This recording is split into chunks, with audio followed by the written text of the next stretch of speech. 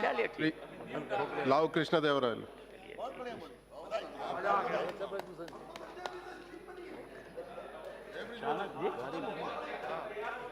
पंद्रह कहे थे 15 बोल दिए At the outset, allow me to congratulate the Honorable Finance Minister for bringing this budget. The continued focus on important sectors such as sanitation, education, water, manufacturing are welcome. It will continue to keep India on track to achieving its sustainable development goals. We will all be eagerly looking forward to its successful implementation. Further, providing for the viability gap funding for the setting up of effective warehouses, hospitals, medical colleges are reformative proposals. It will encourage private investments and open up these sectors even more. Mr. Speaker, there are certain concerns that I'm sure we all have on our minds. First and foremost among them is how the revenue deficit will be addressed, and the reduction of revenue not only hurts the central government but also the states. The devolution of taxes to the states is equally hurt. Adding to this, the 15th Finance Commission has also reduced the devolution of Andhra Pradesh from 4.3% to 4.11%. This has resulted in loss of nearly 1,500 crores. The estimated fiscal deficit this year is 3.8% of GDP. However, if the extra budgetary borrowing amounting to 1,72,000 crores are included in the calculation, the fiscal deficit will increase to 4.6% of the GDP. Similarly, if the extra budgetary expenditure for 2020-2021 is taken into account, the estimated fiscal deficit would increase from 3.5 to 4.4% for the GDP. I would like the Finance Minister to clarify whether this has been accounted for or not. The government also pinned its hope on disinvestment to arrange for funds. In the financial year 2019-2020, the government has a target of 1,05,000 crores. Instead, it was able to achieve only 65,000 crores. In the coming year, the government has planned to raise 1,20,000 crores through investment. We are eagerly waiting with high hope that the government meets its target this time without actually letting go of its prize jewels. While it is appreciable that the bank deposit insurance has been increased to 5 lakhs from the previous 1 lakh, there are many issues to be sorted. The repo rate has been reduced to 5.15%, the lowest in nearly a decade. Even this has failed to translate into increased number of loans to industries, especially the MSMEs. GST collection between April and November fell by 40%, and it is likely to be lower than the growth target of 25%. The slow pace at which GST dues are transferred to the states has been troubling, especially for Andhra Pradesh, which has already had a deficit revenue due to bifurcation. A mechanism needs to be developed for speedy disbursement of revenue to the states. Coming to agriculture, PM Kisan scheme, which has been promised so much, but it has not been delivered that much. The budget allocation has remained constant. Until now, only 43,000 crores has been distributed out of 75,000 crores. The lack of actual distribution of funds has been extremely low as compared to the budget allocation. The delay in reaching out to the farmers hurt their livelihood. We need to find the reasons for these delay payments and lack of disbursement of funds. Because we are coming up with a new one, PM Kusam, wherein we are going to give solar panels to the farmers. If we can't find the farmers to actually disburse PM Kisan, it will be very difficult to actually deliver the PM Kusam scheme. I would also like to bring to your attention that the YSR Raitu Bharosa scheme, farmers that is being implemented in Andhra Pradesh. Farmers are being provided input assistance of almost 13,500 rupees annually to 46 lakh farmers. The government must consider increasing the budget allocation under PM Kisan for Andhra Pradesh, which has successfully extended the scheme to actual tiller of the land. The budget allocation for PM Fasal Bima Yojana has increased only marginally by rupees 1,700 crores to 15,700 crores. Considering the farmer distress prevailing in India, the government should hike the allocation budget for the scheme. A primary concern of successive governments has been to double farmers' income. For this to happen, there must be a comprehensive plan to tackle this issue. The main source of this supplementary income is livestock and dairy. This income too is under threat and diminishing every day. The lack of adequate fodder has resulted in lower milk production and malnutrition among the livestock. We are neither importing nor producing sufficient fodder. According to a Cornell University study, a deficit of 65% of green fodder and 25% of dry fodder is expected for Indian livestock by 2025. Sir, the revised estimate for the MNRG scheme, MNRG program has already overshot by in the 2019-2020 budget estimate by 11,000 crores. At the allocation for the program for the coming financial year is pegged at 61,500 crores. I would hope and also recommend that in light of slowdown of the economy and the current rate of unemployment, the government consider increasing the allocation of the program. It should also ensure that the pending dues are cleared with immediate effect and funding for the same is ensured on time. It was good to see that the government will create warehousing and build a seamless national cold supply chains for perishables through PPP arrangements. However, the details of the same are not clear. I would really appreciate if the details are given out in clear.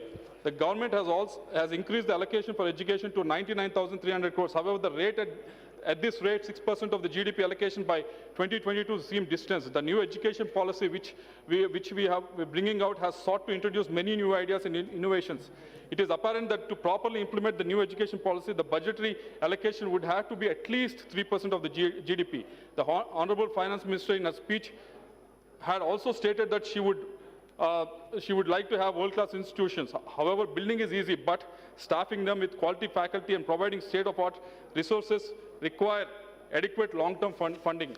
I would also like to take this opportunity to bring to your attention that the Andhra Pradesh government has initiated two schemes. One is Ammavadi and the other one is Nadu Nedu. Through Ammavadi, we are giving out 15,000 rupees to the mother on every January. We have reached out to 43 lakh mothers, and through Nadu Nedu program, we are refurbishing almost 15,715 schools. These are shared goals, and the cooperation between the center and state would ensure that the success of these schemes, while at the same time reducing the fiscal burden on the Andhra Pradesh. I would hope the Finance Minister will try to support us. And I would also like to urge the government to keep its promise of setting up 12 national institutes in Andhra Pradesh. Currently, a partly sum of 2,200 crores has been sanctioned for only 7 institutes. Out of this, only 1,000 crores has been released. I hope the government will release funds according to what was mandated. Along with education, healthcare needs to be given due importance. The government has increased the budget allocation by just 5%. So the government has a target to allot 2.5% of the GDP to healthcare by 2025. But in light of 50% healthcare inflation in India, this target would be difficult to achieve without higher allocation. It is good that government seeks to empanel 2,000 hospitals in aspirational districts, but I hope that it will also address the dues already owed to the empaneled hospitals amounting to nearly 1,600 crores. While we are in the midst of this slowdown, the government must lend a hand to struggling industry. The overall credit gap in MSME sector is estimated to be around 20 to 25 lakh crores, and this is despite the fact that the sector accounts for almost 111 million jobs and over 40% of the exports, 28% of the GDP. The NBFCs needs to be bolstered to ensure that adequate credit is available in the market, especially for the manufacturing sector. The Honourable Minister, Finance Minister pointed out that the Indian imports significantly technical textiles worth almost $16 billion every year. In a bid to reverse this, the government has allocated nearly 1,500 crores for this mission. Such initiatives, we very much welcome these initiatives. However, I would also urge the government to also consider its allocation to Ministry of Textiles. The ministry has been allotted a meager 3,500 crores. In fact, the allocation for this Ministry of Textiles has fallen by 1,300 crores. Weavers and textile industries across the country are facing stiff competition for cheap imported products from Bangladesh and Vietnam. The textile industry in India is the second largest employer in the country, and the ministry is very much aware here. I hope it will take it up to the Finance Ministry. It is a $100 billion industry that provides employment to 45 million people directly and 60 million people indirectly. I don't have to give these details to you, but I hope the textile ministry will be taking care, and I hope I hope it will be taken care, and extra infusion will be done, because it's very personal to me, because from my district we have the highest number of textile mills, ginning mills and spinning mills that are there. I hope you'll take care of them. I hope something will be sorted out. The Honourable Finance Minister has allocated 103 lakh crores for the National Infrastructure Pipeline and has covered 6,500 projects under it. This is an ambitious and commendable target that will spur desperately required growth and employment. The past record of this government has been admirable. However, there are still many projects that have been delayed. For example, the Bharatmala, Sagarmala, river linking projects and construction of inland waterways has been delayed. It would also benefit the members of this House if the Honourable Minister would elaborate in great detail as how it intends to implement the PPP model and provide viability gap funding. I would also urge the Honourable Minister to include the projects from Andhra Pradesh which require government funding within the National Infrastructure Pipeline. Much of these were promised on the AP Reorganization Act but still not been delivered by the central government. Firstly, the Polvan project is a lifeline of successful Andhra Pradesh. It has been declared a national project. Government of Andhra Pradesh has incurred an expenditure of 11,800 crores on Polvan national project as on 4th January 2020. Furthermore, the revised cost estimate for 55,548 crores was cleared by Technical Advisory Committee of Ministry of Water Resources. However, it is still pending approval with the revised cost estimates. Secondly, the government of Andhra Pradesh has even undertaken an ambitious plan to create a water grid to supply clean drinking water of 45 litres to each household. I hope this will be taken care of. Another key assurance in the AP Reorganization Act was establishing integrated steel plant in YSR Kadapa district.